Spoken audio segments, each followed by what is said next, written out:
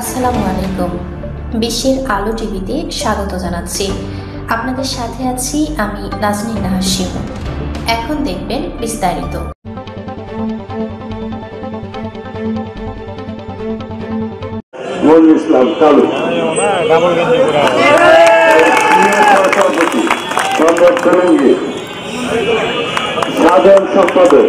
Auto easy bike শ্রমিকদের নেতাদের পরিচয় করে দিচ্ছেন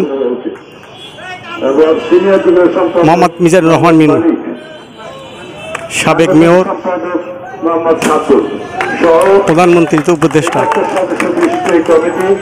এই কমিটিকে আমরা দলের পক্ষ থেকে স্বীকৃতি দিলাম এবং দেখেছেন যে একজন শ্রমিক, একজন রিকশাওয়ালা কিভাবে জাতিকে সেলুট দিয়েছে। এই সেলুটের মধ্য দিয়ে জাতিকে প্রমাণ করেছে যে সাধারণ মানুষ আজকে বাংলাদেশের পক্ষে, শহীদ জিয়ার পক্ষে। এই শ্রমিকরা আজকে গত ৩৬শে জুলাইয়ের আন্দোলনে শ্রমিকরা শহীদ হয়েছেন, তাদের আত্মার মাগফিরাত কামনা করছি। এবং এই বাংলাদেশের সমস্ত সেক্টরের শ্রমিকদের, গার্মেন্টস শ্রমিক সহ বড় বড় মিল কারখানায় যারা শ্রমিক রয়েছেন তাদের ন্যায্য অধিকার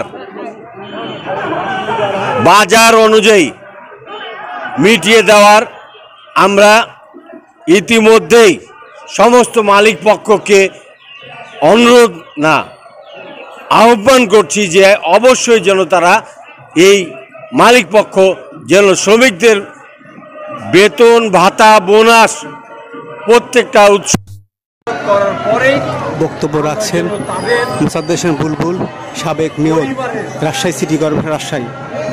জিনিসপত্র কিনতে পারে সেরকম মানুষ মানবিক পরিবর্তন আমরা চাচ্ছি।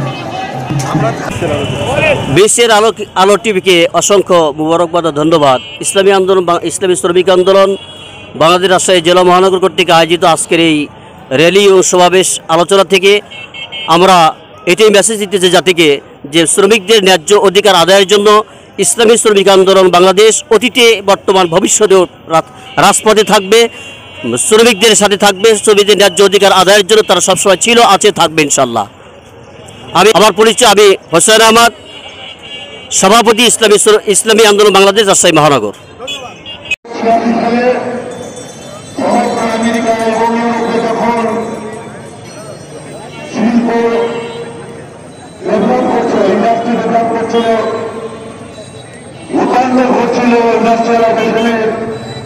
সেই সময় লক্ষ লক্ষ শ্রমিকদের কতঘণ্টা পরিশ্রম করবে নির্ধারিত ছিল না, সর্বঘণ্টা কতটুকু হবে এসব ছিল না।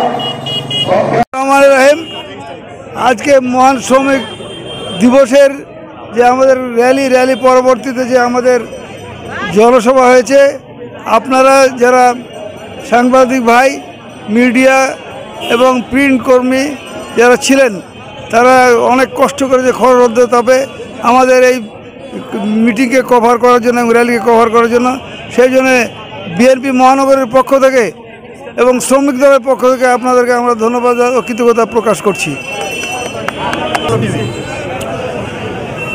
আপনারা যে এখানে উপস্থিত হয়েছেন, অনেক মিডিয়া কর্মী, তার মধ্যে বিশ্বের আলো এখানে উপস্থিত আছে।